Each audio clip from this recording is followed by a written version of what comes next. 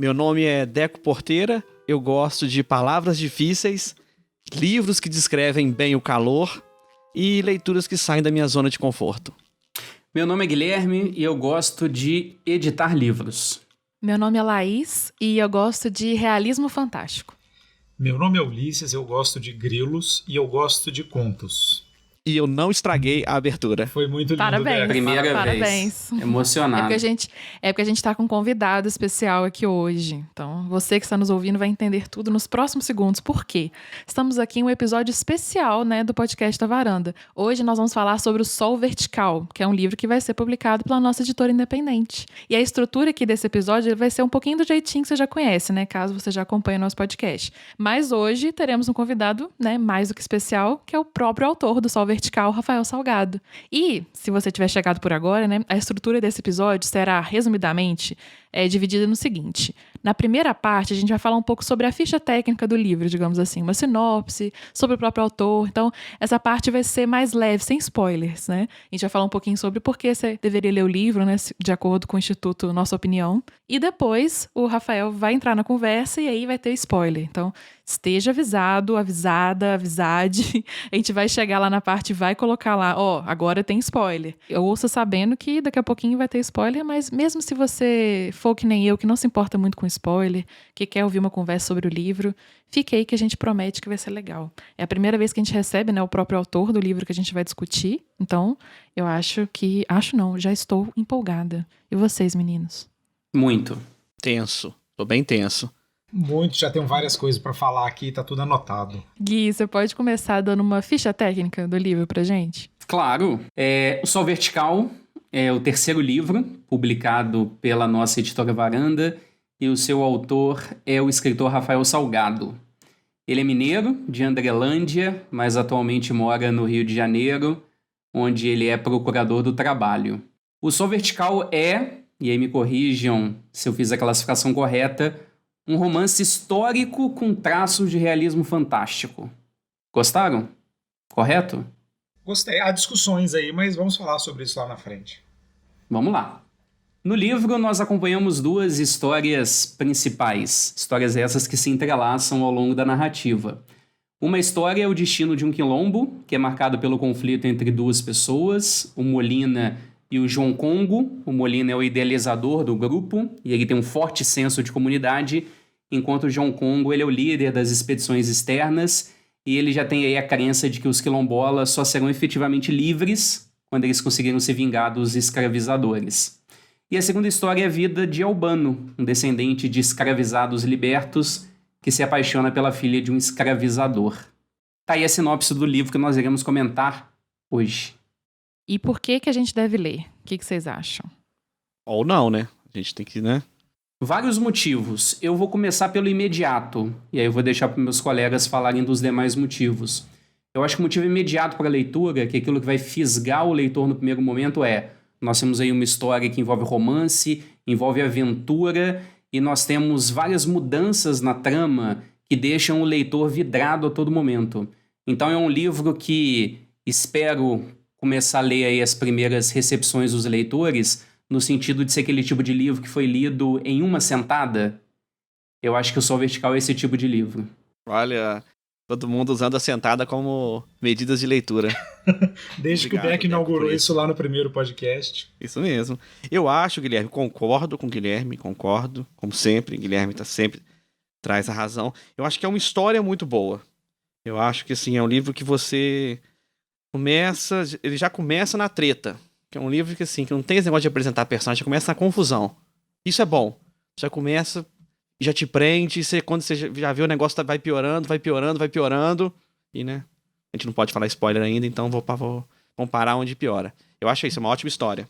Sabe uma coisa assim, eu fiquei pensando, né, assim, quando eu fico indicando livros, eu sou essa pessoa que quando eu leio o livro eu já penso, assim, às vezes quem que são os meus amigos que vão gostar de ler. Às vezes esse final de semana eu tava lendo um livro lá da Ana Martins Marques, falei, vou ver se eu dou esse livro de presente para não sei quem.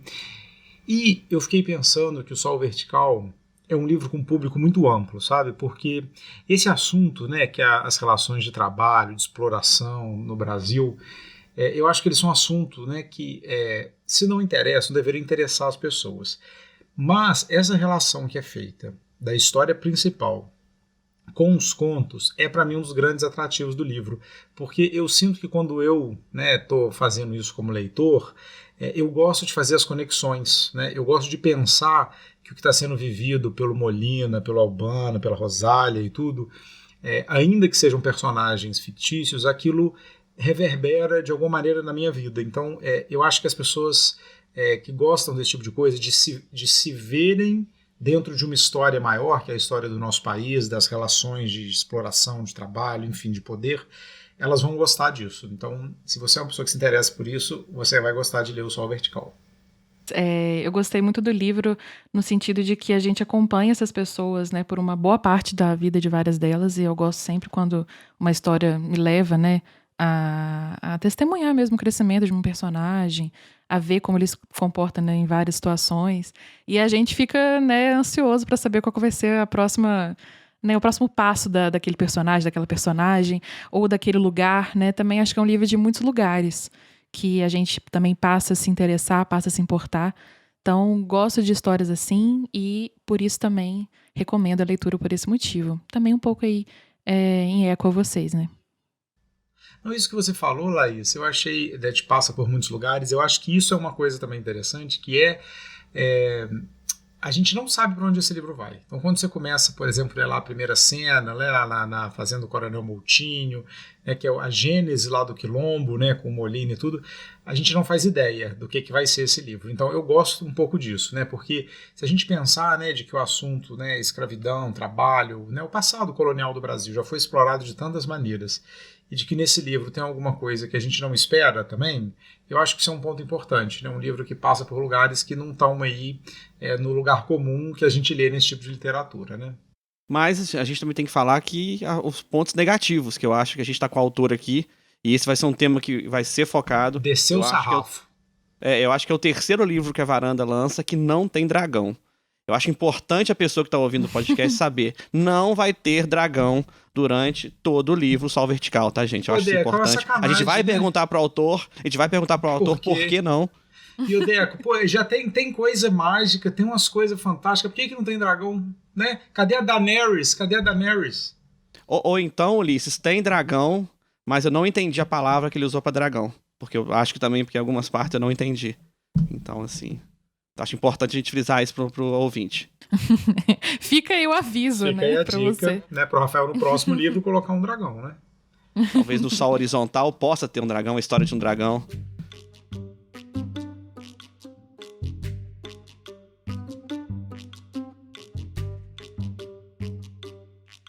E falando no autor, né, acho que já é o momento da gente, né, trazê-lo para a nossa conversa. Lembrando, então, você que está nos escutando, a partir daqui, teremos spoilers, né, porque a gente quer conversar uma série de coisas com ele.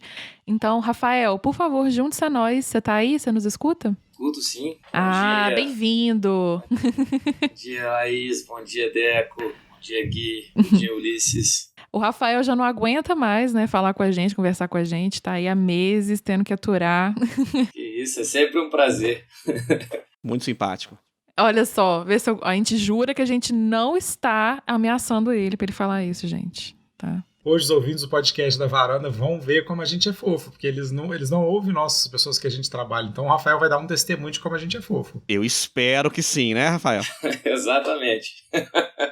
Sem pressão. Tem essa convivência aí de tantos meses, sempre muito divertida, sempre muito leve e sempre muito enriquecedora também. Rafael, primeiro de tudo, obrigado, tá, por estar participando aqui do podcast com a gente, né? A gente faz sobre outras obras e tudo, mas fazer com o autor que a gente publicou está sendo uma primeira experiência aqui e a gente está muito animado para conversar com você também, né? A gente, inclusive, estava aqui guardando, porque a gente tem acesso direto a você, mas a gente falou, não vamos perguntar isso para o Rafael, não. Deixa para a gente perguntar isso para ele no podcast, enfim.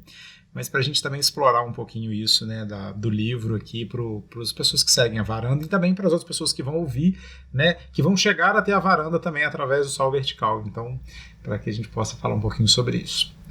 Posso começar, gente? À vontade. Pode e deve. Então tá bom.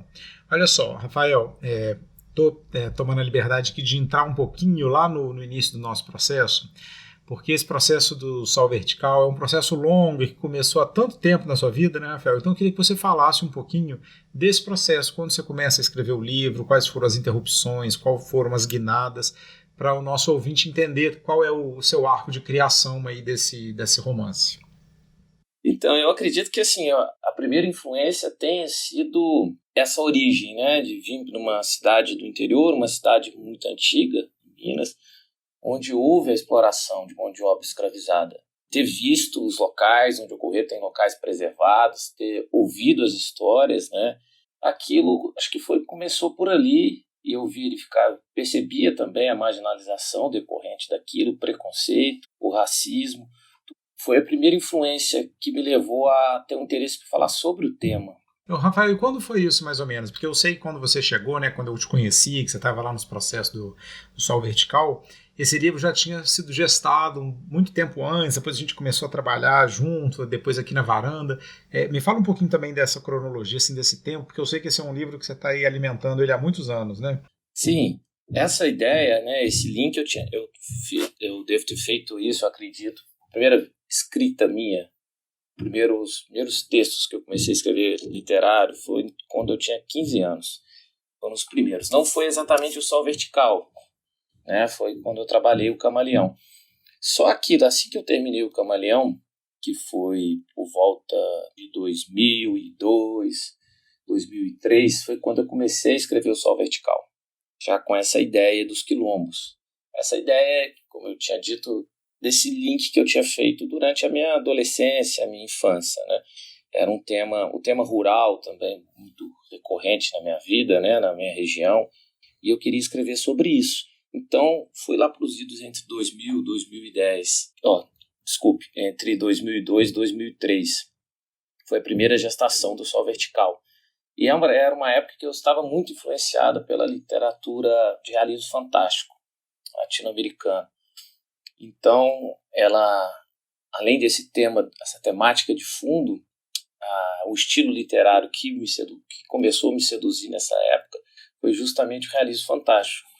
Gabriel Garcia Marques e todos os outros expoentes latino-americanos que eu tive contato nessa época. Então, o Sol Vertical começou bem devagar nessa época, nesse contexto. E Rafael, eu comentei na sua apresentação de que você trabalha como procurador do trabalho. Como é que o seu ofício, trabalhando aí diariamente como procurador do trabalho, influenciou na narrativa do Sol Vertical? O Guilherme, eu acho que podia antes até ele explicar para as pessoas que não sabem o que faz um procurador do trabalho. Não para mim. Que o Deco sabe, com certeza. Se tem alguém que sabe aqui, é o Deco. O Deco, inclusive, se a Wikipédia não estiver aberta agora... Porque eu pensei numa piada muito ruim. Procurador do trabalho é o quê? O desempregado? Tá sempre procurando? Gente. Nossa, eu vou cortar O que a gente tem que aguentar do Deco é muito difícil. Não, a gente vai deixar isso aí pra gente expor o Deco. Exposed.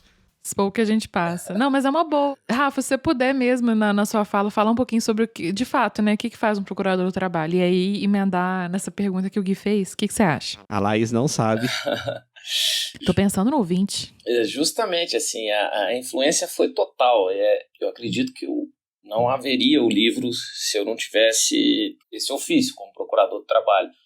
Porque eu só tinha essa visão, na época, antes de me transformar em procurador do trabalho, eu tinha essa visão que eu detectei no primeiro momento, né? Eu não tinha a noção de como essa exploração de mão de obra, como essa exploração do ser humano iria refletir hoje, né, na nossa sociedade, na questão trabalhista, né? Nos vínculos, na relação capital-trabalho, como é visto o trabalho. Então, eu fazer parte de um Ministério Público que busca tutelar coletivamente os direitos dos trabalhadores, entre eles combater tráfico de pessoas, exploração de trabalho infantil, exploração de trabalho escravo. Se não fosse a minha experiência como procurador do trabalho, provavelmente esse livro não sairia, pelo menos não da maneira como saiu. Esse vínculo da escravidão com os problemas que nós temos hoje em relação à exploração de trabalho, de modo geral, essa coisificação do trabalhador, que vem da coisificação do escravizado, eu só pude fazer esse link como procurador do trabalho.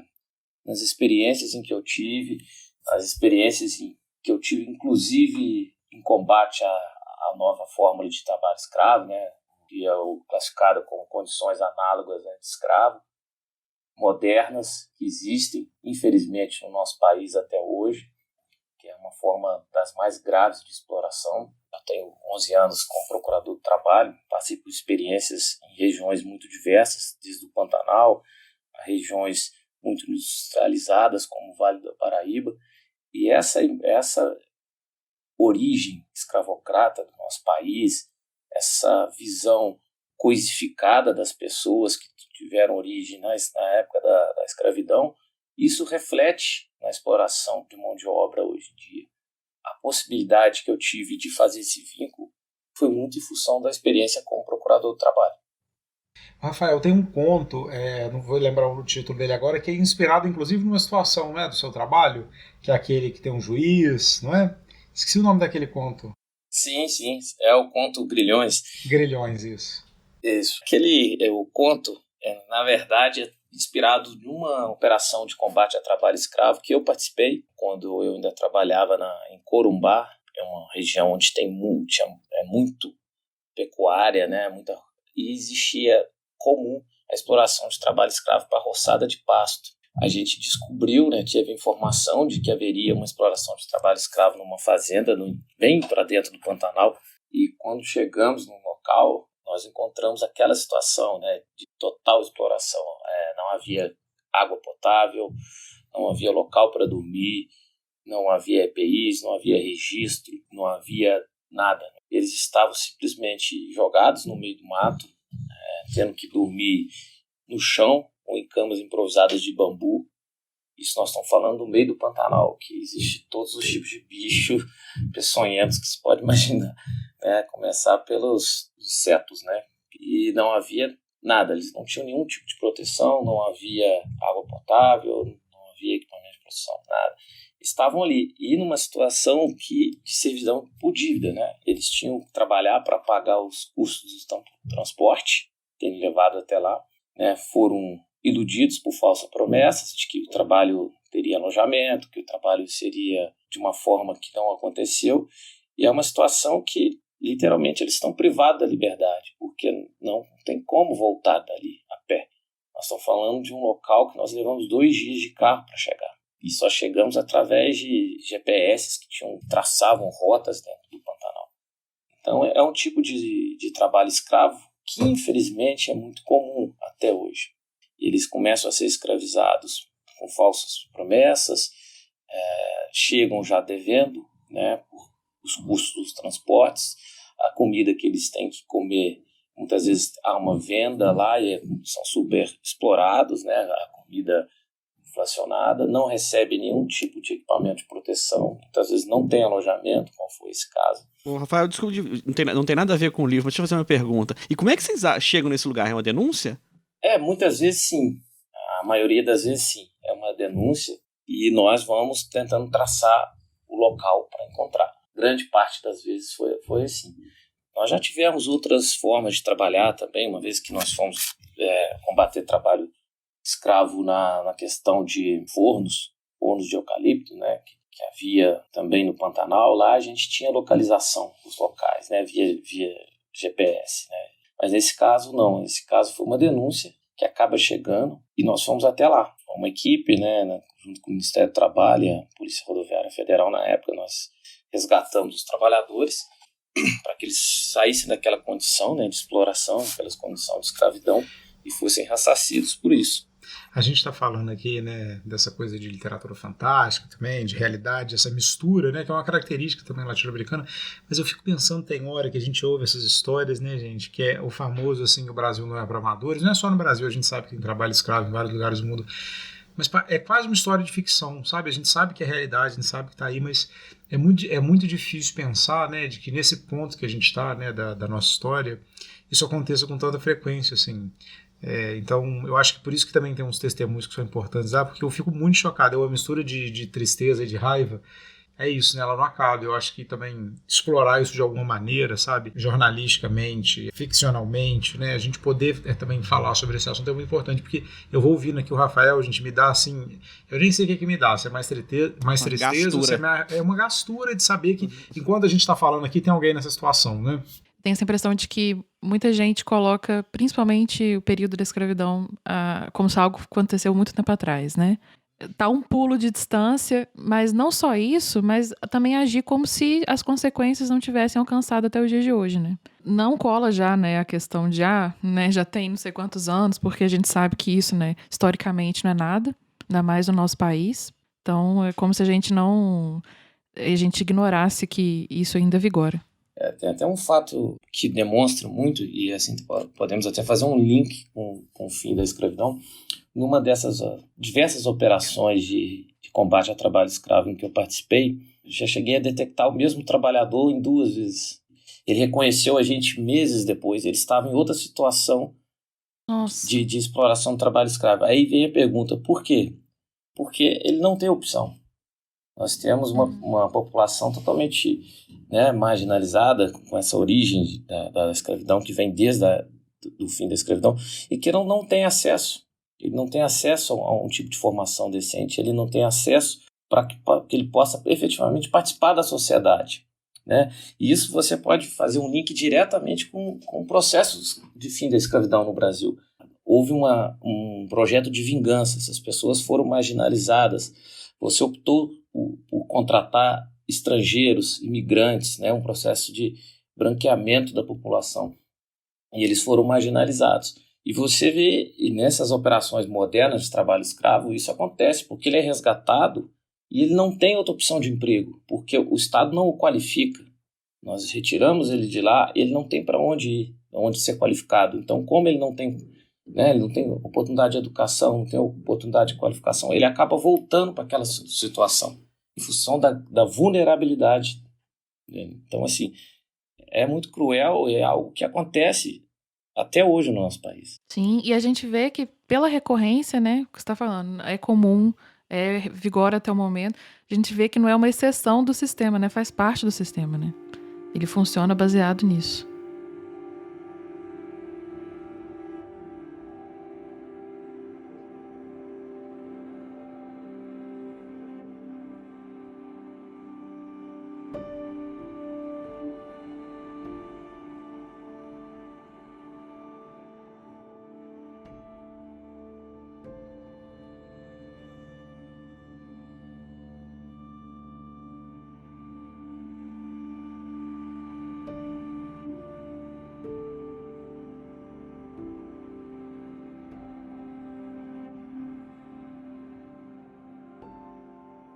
Além da influência, né, do seu ofício, né, do seu trabalho na escrita do livro, a gente também consegue perceber visivelmente, né, a influência da literatura fantástica, do realismo fantástico sul-americano, como você já citou aqui também, né, na sua obra. Então, queria te perguntar quais são, né, essas influências. Você pode falar um pouquinho delas pra gente? Sim, a influência total é um tipo de literatura que eu me identifico totalmente, essa mistura de um real muito cru com situações inverossímeis, às vezes até parecem verossímeis dentro daquela realidade muito pesada, né? É um estilo que eu tento compor dessa maneira, né? A minha influência maior, sem dúvida nenhuma, é Gabriel Garcia Marques. Eu já li praticamente todas as suas obras, a leitura de Cem Anos de Solidão realmente mudou a minha vida. Eu já tinha escrito o Camaleão na época, logo depois que eu terminei o Camaleão eu comecei a ler o Cem Anos de Solidão. Mudou completamente a minha ideia de literatura, o meu gosto de literatura. E inclusive aparecem referências diretas, né, Rafael, ao 100 Anos de Solidão lá no livro. Sim, há referências diretas. Eu comecei a ler o 100 Anos de Solidão e comecei a escrever o Sol Vertical. Li antes um pouquinho e escrevi o Sol Vertical. Eu li o 100 Anos de Solidão 3 vezes, depois de já quase que terminado o Sol Vertical, eu li de novo. Tem referências, assim, é um livro-chave na minha história, né, da minha vida. Eu li outras obras do Gabriel, né, que também me influenciaram bastante, do Amor e Outros Demônios, O Amor nos Tempos do Cólera, O Outono do Patriarca, e também outros autores que me influenciaram bastante, Juan Rulfo, Júlio Cortázar, o próprio Guimarães Rosa também é uma literatura que me marcou. Aquele livro, A Terceira Margem do Rio, aquele conto dele é, para mim, um excepcional conto. E aos poucos eu fui, né, me entregando ao realismo fantástico, né, lendo, gostando, explorando esse tipo de literatura, procurando entender a importância desse tipo de literatura no contexto latino-americano, né? E é assim como nós brasileiros da arte nos orgulhamos do samba, da bossa nova, eu acho que nós latino-americanos temos que nos orgulhar do realismo fantástico, tipo nosso.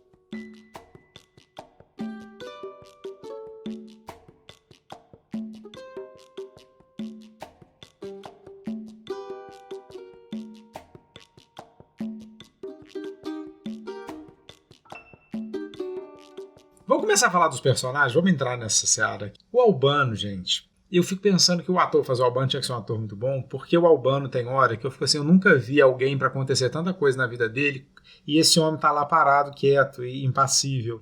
Isso vai dá raiva. Isso vai me dando uma hora, tem hora que dá vontade de empurrar o Albano, assim, Albano, faz alguma coisa. Mas depois eu fiquei pensando, depois de ler o livro mais de uma vez, né, gente, que o Albano faz várias coisas.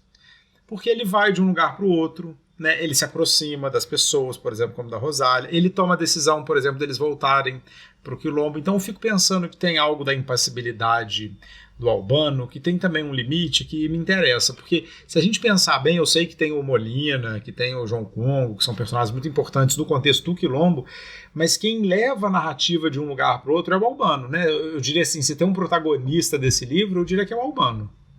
Uhum. Nossa, pensa que o Molina tá te ouvindo agora, hein? O fantasma do Molina está aqui. O Albano é o fio condutor da história, né? Eu acho que a gente pode chamar ele assim. Vocês têm personagens favoritos? Os meus preferidos, eu acho que são dois. É a Amélia Parteira e o João Congo.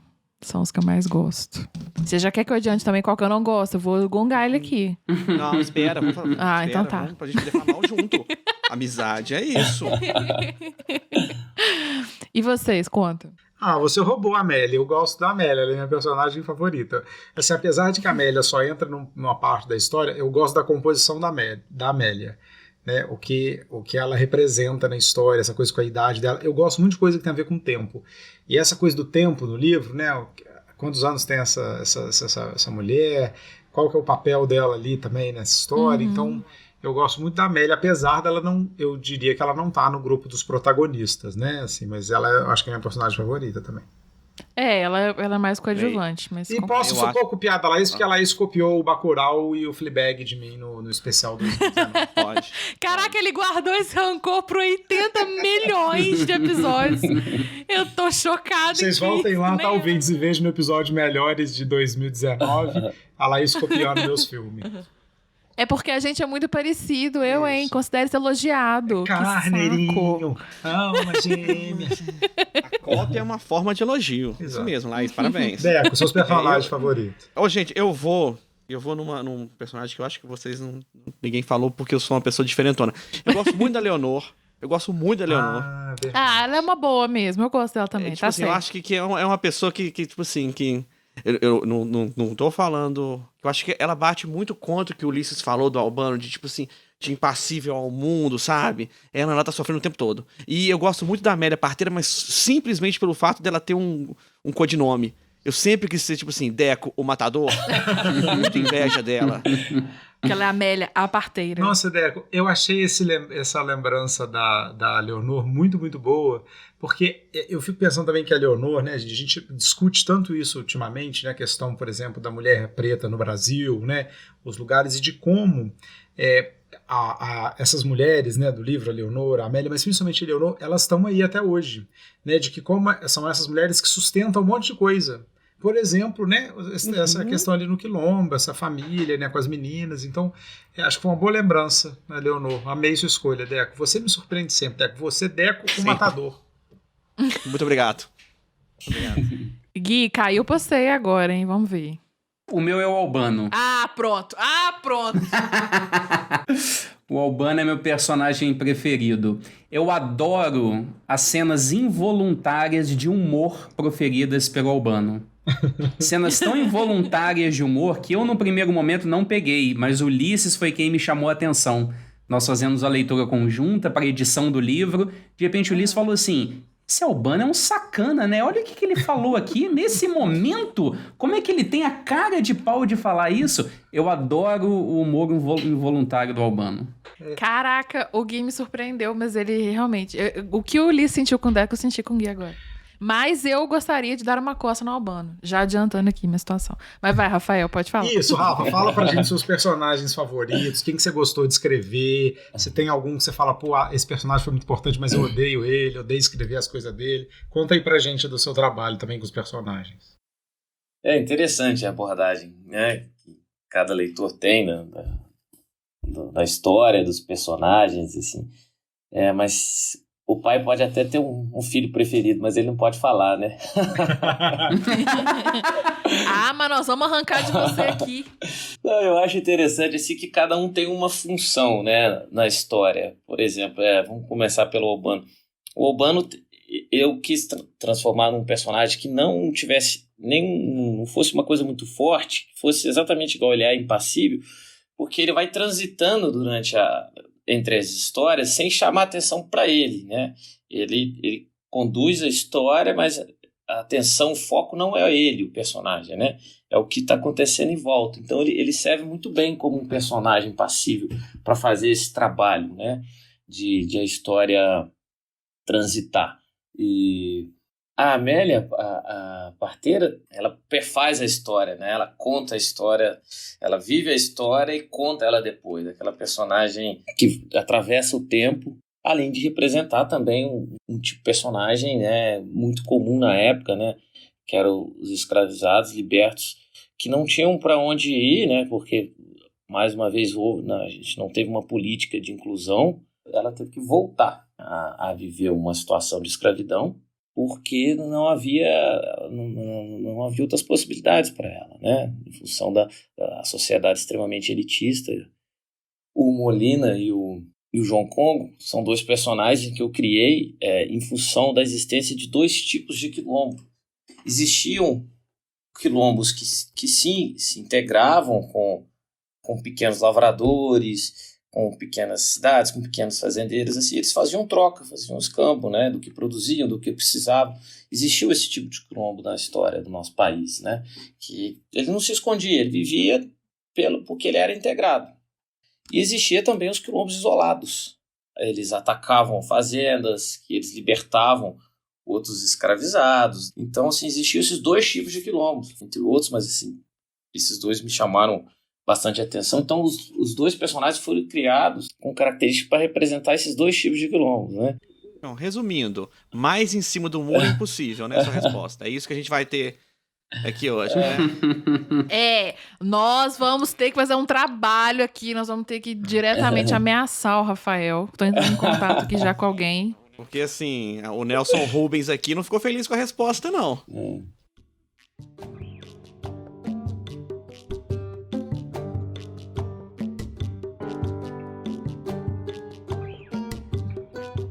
Eu queria saber, Rafael, que cena para você assim foi importante escrever, que foi assim difícil de escrever, ou que foi boa. Queria que você falasse assim de momentos assim que você gosta de cenas e de passagens. Pode ser da história principal, pode ser dos contos. Eu acho que talvez essa seja uma coisa importante também, você falar um pouquinho, né, do que acontece na história principal, mas eu queria saber assim, poxa, isso aqui eu gostei muito de escrever, isso aqui foi muito importante para mim. Conta aí pra gente. E não vem de ficar em cima do muro, não, Rafael. Eu já entrei em contato aqui. Você fica de olho. Não, assim, tiveram alguns momentos do livro assim, que foram desafiadores. O próprio contexto do Albano e da Rosália foi um contexto desafiador de escrita. Um tipo de relação bem distinta, né? Uma relação que eu quis escrever de uma maneira sutil, ao mesmo tempo rústica. Consegui dar o tom que eu queria nesse tipo de relação, mas foi um grande desafio. Tem alguns momentos marcantes. Um conto que eu escrevi, assim, que eu escrevi muito rápido, de uma só vez, que foi o Soberania. Tentei escrever de maneira bem poética o conto. Outros dois contos também, assim, que foram bem desafiadores de escrever, foi o Fugido, que é inspirado numa história real que aconteceu numa fazenda de antepassados, e também O Protesto, que é baseado, né, no poema Carlos de Assunção, poeta espetacular, assim, tem uma história muito bonita. Quando eu conheci aquele poema, ele me inspirou, cara, aquele poema como uma continuação, como a mensagem do Sol Vertical. Uma das mensagens, né? Não diria que existe uma mensagem única. Eu amo esse conto, acho que ele é um dos meus favoritos. O Protesto, né? Eu ia falar a mesma coisa. Tá vendo? A gente é muito gêmeas, mas é verdade. Eu gosto de vários contos, eu gosto muito dos contos. Eu amo o conto do Justiniano, apesar de ele ser um conto triste. Gosto muito do que tem um teatro também, que chama teatro, que é o que tem, né? Eu adoro esse do teatro. Isso é muito bom. Ele me lembra o Tatuagem, o filme, em alguma medida, sabe? É verdade. Enfim, eu gosto muito dos contos. Eu acho que as pessoas vão gostar muito dos contos também. E eu adoro quando tem essa né, quando tem alguns refrões, a gente fala... bom, aqui a gente tá na parte com spoiler, né? A gente começa a ler lá a rebelião, né? Na fazenda do Coronel Moutinho, Molina, etc e tal. E aí quando entra o primeiro conto, assim, pandemia, né? 2020, Uber. Aí você fala assim, o que tá acontecendo? Então, eu acho que os contos me pegam porque depois dessa primeira eu já fico muito ligado, assim, em ver sinais das coisas. E eu amo quando esse sinal aparece ali. Por exemplo, eu amo o conto do José, que é o dos urubus, que tem um correlato tanto com a história do Albano quanto com a história do Molina. E eu amo o avessamento desse conto, né? De que o urubu ali talvez, né, esteja em outro lugar que não na história do Albano e do Molina.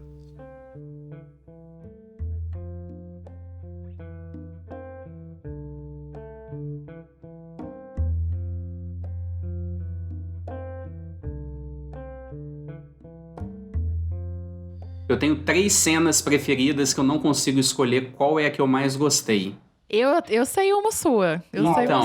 Então, eu não vou falar sobre as cenas, vou deixar aí para curiosidade dos leitores, mas eu vou dizer a alcunha que eu coloquei para cada uma dessas 3 cenas. E aí vocês podem também aí comentar se vocês também gostam tanto dessas cenas quanto eu. A primeira cena é a do homenagem, que eu alcunhei como a cena do homenagem. A cena do homenagem é foda. Tá tecnicamente errado, mas tudo bem. E as outras 2 cenas que eu gosto muito são as 2 cenas no prostíbulo. O Guilherme quer putaria, né? Ele escolheu 3 deixou cenas. Bem claro, Deixou bem claro que ele tá lendo esse livro por esse motivo. Eu acho que a segunda cena no prostíbulo é a minha preferida, acho. Pode mudar daqui a pouco. Então, olha só, eu vou ser uma pessoa assim muito incoerente, mas tô aí há 39 anos sendo incoerente, por que não ser mais uma vez? Porque eu tenho pegado um grande ranço de coisas de guerra, de batalha e tudo. Mas o capítulo da batalha no Quilombo, eu gosto tanto dele por tantos motivos, porque eu acho que uma coisa difícil, né, de uma história que tem tantos personagens que atravessa tanto tempo, é fazer um final. Eu fiquei assim, como é que o Rafael vai escrever esse final aqui? E eu gosto de tudo nessa cena. Eu gosto da batalha, eu gosto do papel do João Congo, eu gosto das mulheres, eu gosto do destino do Coronel Moutinho, eu gosto de tudo que acontece nessa cena. E ela acontece meio concomitantemente, tem aquela poeira escarlate no ar, né? Então eu imagino aquilo tudo empoeirado e aquilo tudo acontecendo. Então, a despeito dessa minha tendência agora, que eu tenho não gostado muito de coisas, de cenas de batalha, eu acho que essa talvez seja a minha cena preferida do livro. Apesar de eu gostar, por exemplo, de muitas outras também. Eu amo o Albano, como é que chama? Voyeur, Stalker, olhando a Rosália com as ameixas, assim. Eu acho aquela cena muito linda. Então, eu gosto muito do olhar do Albano sobre a Rosália, que vai se crescendo dele, se aproximando dela. Então, eu acho que são minhas partes preferidas, essa cena do final e esses momentos que a gente está vendo o olhar do Albano sobre a Rosália. São 2 cenas que realmente, como foi construída, né, essa relação, esse voyeur do Albano de invisível perante a Rosália até a aproximação, né, cuidadosa. Cuidadosa não, né, Rafael? Ele tá cagando de medo. Ele tá lá, meu Deus, será que eu posso dar mais um passo? Será que eu chego mais aqui um pouquinho perto? Na verdade... Ele parece menino de 13 anos lá na festinha pra chegar na... Exatamente. É a mesma energia. É a mesma vibe. O Albano olha pra aquela menina, eu imagino ele fazendo assim. Exatamente. Sabe assim, meu Deus, ela olhou pra mim agora. É essa energia, é essa energia. Essa energia. Condiz bem com a impassibilidade dele, né? Condiz bastante. Sim, nessas para dar raiva do Albano, gente. Eu tenho muita raiva do Albano. O Rafael sabe que eu já falei com ele Condiz também. bem. E a cena final, assim, foi um ponto até, o Luiz lembrou aqui, que realmente foi assim. Quando chegou um ponto, escrever o final é muito difícil. Tipo, você não estragar uma história é um desafio, né? Você pode escrever uma história excelente e o final jogar tudo por água abaixo. Isso acontece muito, né? É uma coisa que eu me esforcei para não fazer. Tanto que o final eu demorei um pouco a escrever e algumas coisas saíram como pura inspiração. Eu tinha uma ideia, né? Só que ela foi surgindo durante a escrita mesmo, né? Tinha uma ideia central, mas durante a escrita surgiram coisas que eu não tinha previsto. O próprio destino do Albano eu não tinha previsto. Foi algo que surgiu durante a escrita. E eu gostei do final. Assim, eu acho que consegui chegar ao ponto de cumprir aquilo que eu queria, não comprometer o livro. Assim, eu achei que ficou um final interessante, eu acho que ficou surpreendente. Eu fiquei satisfeito com o resultado, com o fechamento.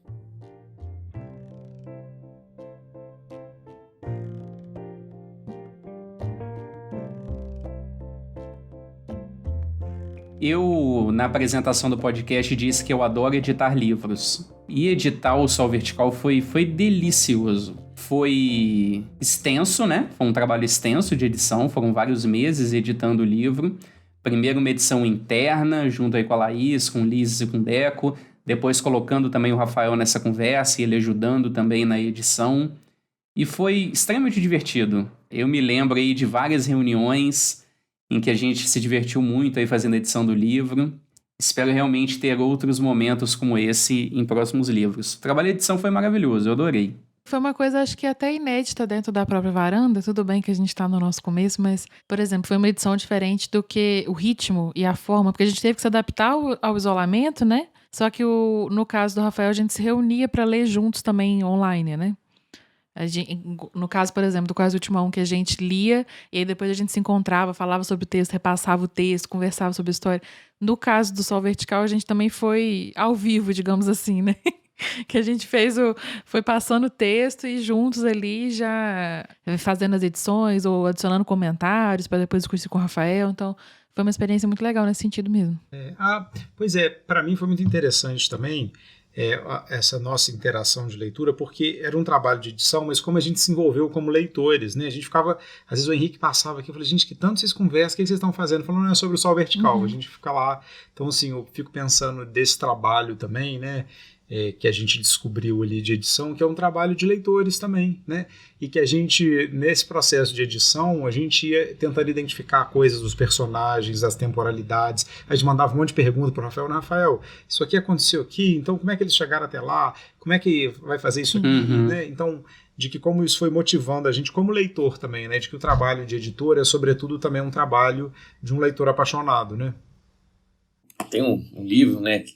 Aquele editor dos gênios, até virou um filme no Netflix, que mostra o editor na relação com o Tom Wolfe, né? Mas ele é editor do Hemingway e também do Scott Fitzgerald, né? E eu lembro que eu vi aquilo, eu pensava assim, nossa, tudo que eu precisava era alguém, assim, né? Uma edição corrige e vão lá e vamos incentiva.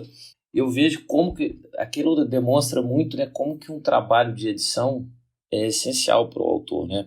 O livro, ele não é uma obra solitária, né? Pode começar solitária, mas ele não atinge determinado patamar se não houver uma edição bem feita, se não houver um trabalho de produção que faça, né? Que contribua para aquele resultado final. E o que eu vejo, assim, é que talvez se eu não tivesse encontrado vocês durante meu caminho, talvez esse livro não estaria pronto. Eu escrevi grandes partes deles ao longo da minha vida, né, em função das mudanças pessoais da minha vida, do concurso, de mudança de cidade. Acabou que eu não tive uma rotina que me permitiu evoluir tanto durante um bom tempo. E eu precisava mesmo desse trabalho de produção, desse trabalho que vem para lapidar a obra, que vem para incentivar, que vem para cobrar, para dar um valor diferente mesmo para a obra. Eu acho que não teria saído se eu não tivesse encontrado vocês. Realmente, eu acho que seria um livro eternamente sendo escrito, e uma hora eu pararia, uma hora eu escreveria, uma hora eu pararia, que foi um trabalho além de excepcional. A gente sempre teve uma relação muito leve, né? Muito tranquila, divertida. Eu acho que esse livro se tornou, né, algo que eu me sinto muito realizado, muito feliz de ter conseguido realizar, mas grande parte com a ajuda de vocês, eu acho que eu não teria conseguido tanto. E além do texto ótimo do Rafael, a gente tem essa capa linda feita pelo Charles, baseado na obra da Djanira, né? Djanira da Mota e Silva. Modéstia à parte, a gente fez um bom trabalho, né, gente? O livro tá lindão mesmo. Maravilhoso. Tá com cara daqueles livros que as revistas usam pra colocar assim na mesa de centro pra fazer foto. Tá mesmo, ele tá bonito. Eu achei interessante também o Rafael falar que escrever não é um processo solitário, né, de fato. Até, às vezes, o próprio ato de escrever até seja, né, mas de publicar um livro, até ressaltar que o trabalho, né, que é fazer um livro ser publicado, as etapas que ele passa, a edição, esse trabalho junto ao autor. O Ulisses citou o Charles também, a questão da capa, a pessoa que faz a capa, o design da capa, as revisões. No caso do Sol Vertical, teve também a revisão com leitura sensível. Um abraço a Annelise Freitas e Luana Sofiati. Um beijo para elas.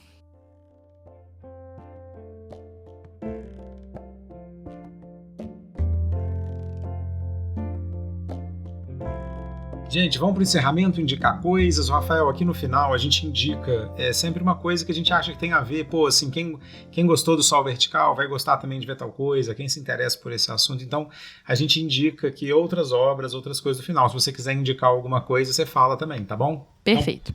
Então, eu que vou começar, tá? Vou começar dando a minha indicação aqui. É um filme, gente, que tem na Netflix. E eu fui ver esse filme assim porque ele estava lá sendo oferecido muito despretensiosamente. E ele chama Lázaro Felice. Ele é um filme de uma diretora que chama Alice Roavacha, não sei como é que se pronuncia. Ele ganhou alguns prêmios e tudo, e eu não posso explicar por que esse filme tem a ver com o Sol Vertical para vocês, para não estragar um pouco do filme. Mas é um filme surpreendente, é um filme que você começa sem saber direito o que está acontecendo ali, para onde aquilo vai. E tem um personagem que me lembra o Albano, que é o Lázaro, e ao mesmo tempo, aonde esse filme vai parar, você fala assim, gente, eu não tinha a mínima ideia de onde esse personagem estava inserido, qual era o tamanho da treta que ele estava inserido. Então, vale muito a pena ver. Ele é um filme um pouco estranho, ele não tem uma linguagem narrativa muito comum, né, assim, do nosso tempo, mas eu diria que ele é um filme assim, com uma vibe cult, mas ele é um filme muito, muito legal. Tem na Netflix, Lázaro Felice. A minha indicação, vai ser uma indicação repetida, que alguém já deu essa indicação com certeza, e com certeza o Ulisses e o Guilherme vão me julgar. Mas essa é uma indicação que eu acho que ela tem duas coisas muito importantes no Sol Vertical, que são duas coisas que me chamaram muito a atenção. O clima, o calor, ele é um personagem muito forte no Sol Vertical. Então, assim, o tempo todo é o sol, esse peso que o calor... Porque eu venho de uma cidade muito quente. Então, assim, eu sei que ele é um personagem muito bom. E outra coisa que me marcou no livro o tipo de linguagem que o Rafael usa no livro. É uma linguagem... Tem muitas palavras que eu não entendi. Então, assim, a minha indicação é Duna. Pior que eu acho que a gente nunca indicou Duna de livro. Nós já comentamos sobre Duna. Já comentamos sobre o Duna, o calor, o fato de você ficar suado também é um personagem do livro, então é algo importante. Eu acho que o Sol Vertical o tempo todo, essa luta, e tem um dos contos do moço com a lona balançando no calor. Sim, nossa, mas eu lembro qual conto você tá falando. O conto não é sobre isso, mas a descrição do calor é muito, muito nítida mesmo. Isso, e eu acho que como eu acho que é importante o Sol Vertical, essa questão do calor e do sol. Eu acho que durante a leitura desse conto, eu ficava assim, nossa, quando que eu senti tanto medo do calor, ou como o calor fosse uma coisa tão preocupante. Eu falava, cara, foi no Duna. E assim, eu acho que tem tudo a ver, mesmo não tendo nada a ver. Entendi, foi uma coisa que seu próprio corpo pediu, né? Relacionou e você lançou. Exato. Gostei. Tem tudo a ver, mesmo não tendo nada a ver. Eu gostei do elo da indicação dele, o que ele buscou. Gui, quer ir? Pode ir. A minha indicação é um livro do escritor americano Cormac McCarthy, E aí eu vou indicar o último livro dele que saiu aqui no Brasil, que foi uma reedição, que é o seu melhor livro, chamado Meridiano de Sangue, que eu encontro alguns ecos no tipo de linguagem com a linguagem do Rafael. Num dos meus contatos que eu tive com o Rafael, eu até perguntei, né, se ele já tinha lido Cormac McCarthy, se por acaso era uma influência, e ele acabou dizendo que não era uma leitura, mas eu tive esse eco aí durante a leitura, daí a minha recomendação.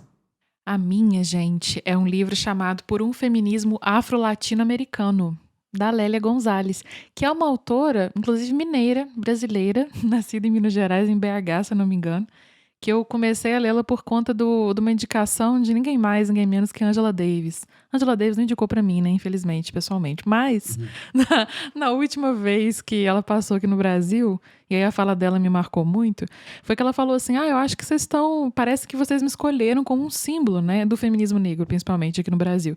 Então, mas por que vocês estão fazendo isso, sendo que... Me buscando, né, nos Estados Unidos, sendo que aqui no Brasil tem a Lélia Gonzalez, né? Então, quando ela falou aquilo, eu falei, caralho, de fato, eu não conheço essa pessoa, uma vergonha.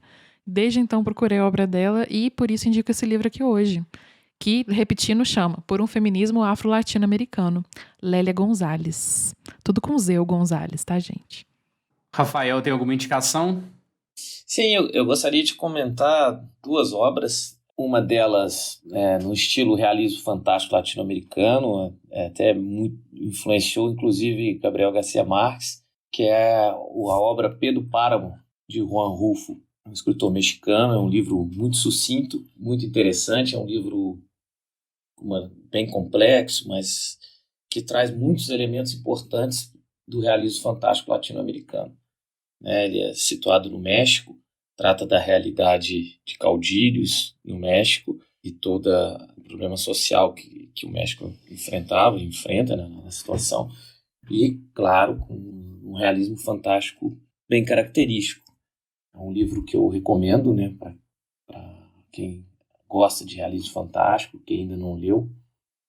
E outro livro que eu recomendo, que eu li recentemente e trata uma temática interessante sobre a questão das raízes, né, do nosso país, focado na escravidão, nos quilombos e na servidão, é o Torto Arado, do Itamar. É um livro bem interessante, ele trata um tema muito caro à nossa sociedade e eu também indico a leitura do Torto Arado. Que inclusive foi lido lá na oficina de criação literária da Varanda, né? Fizemos um trabalho super legal. É isso, que pena que está acabando o nosso podcast. Em breve, leitores, vocês terão aí, espero que vocês já tenham, se vocês estão ouvindo esse podcast, vocês já leram, ou se ainda vão ler o Sol Vertical, mas para a gente compartilhar também, vocês compartilharem as impressões de vocês com a gente sobre a leitura do Sol Vertical. Isso, lembrando sempre que para compartilhar é só procurar nossas redes sociais, a gente é @aqui-na-varanda em todas as redes.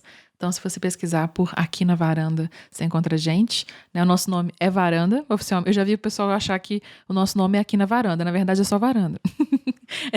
A gente só usa essa arroba nas redes sociais mesmo. Então, pode conversar com a gente por lá. Nosso site também é aquinavaranda.com.br. Sintam-se sempre à vontade, né? Para enviar mensagens, conversar, enfim. Queria mandar um beijo também para a Catarina e para a Isabel, que acabaram não sendo mencionadas aqui ao longo do podcast, mas são 2 personagens que eu gosto muito. Então, um beijo, Catarina e Isabel. eu tô achando que é uma pessoa, de verdade, entre aspas. Eu tô assim, onde essas pessoas participaram? Não, eu gosto da Catarina e Isabel, mas senti que a gente não falou sobre elas. E um beijo, Catarina e Isabel. Não deixa onde existir, né? Exatamente. Mas muito obrigado, gente. Muito obrigado aos meus amigos, anfitriões, /sócios, né? E ao Rafael, nosso convidado especial, mais do que especial. Muito obrigada, Rafael. Obrigado, Laís. Obrigado, Ulisses. Obrigado, Gui, Deco. Foi super divertido, como sempre, como todas as nossas conversas. Obrigado pelo convite. Que bom.